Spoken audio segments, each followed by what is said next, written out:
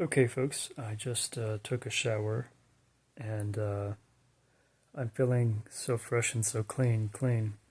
So, um, I guess this video is about why I think it's right to support redemption arcs over cancel culture. Okay, so when I was in middle school, I and my classmates were made to read a book with kind of exhaustively detailed sentences. Perhaps you've heard of it. It's called The Scarlet Letter by Nathaniel Hawthorne. To this day, I regard it as one of the most important things I've ever read. And I spent pretty much my whole life, reading and meditating and listening to music and playing video games instead of talking very much to people.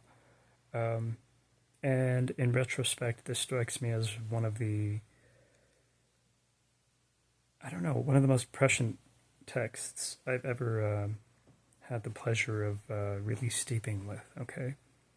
So it's no secret that the current social media universe or landscape allows almost anyone to become a Hester Prynne overnight, okay?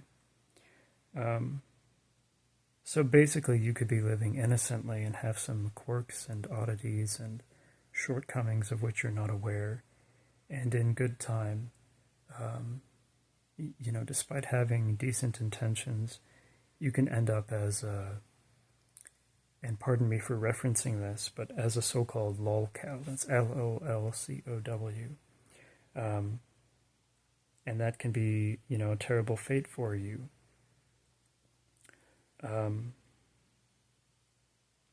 So the inspiration for this video was something I watched by Glenn Beck, of all people. It was some kind of video titled, "The AI Singularity is Already Here and Nobody is Talking About It." And I watched this entire video and I thought, you know what, Glenn doesn't miss in this video. And I also distinctly recall that there were specific things that Glenn has said in the past that I found reprehensible. So if I was obsessed with pinning him to his worst mistakes, then I don't think I ever would have been able to properly comprehend the sort of moral weight of this video, in which he was giving, I think, deservedly ominous warnings about artificial intelligence and what can happen if a superintelligence falls into the wrong hands. Okay, he and I may not have identical views on everything, for sure, but I'm very happy that he made this video.